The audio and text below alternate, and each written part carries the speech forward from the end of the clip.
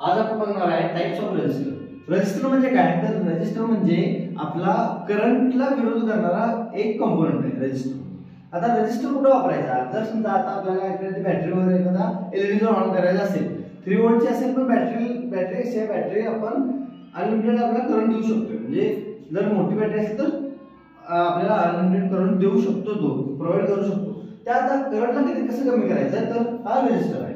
रेजिस्टरवर आपण काय करू शकतो, त्याच्या आपण करंटला कमी करू शकतो, म्हणजे विरोध करू शकतो करंटला, आणि व्होल्टेज आपण पास करू शकतो।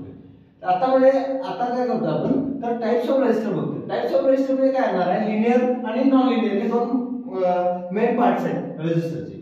त्याच्यामध्ये लिनियर मध्ये जर आपल्याला आलो तर फिक्स्ड आणि व्हेरिएबल दोन आहेत। व्हेरिएबल म्हणजे त्याची रेजिस्टन्स व्हॅल्यू कमी जास्त आपण करू शकतो, आणि फिक्स्ड म्हणजे ती फिक्स असते।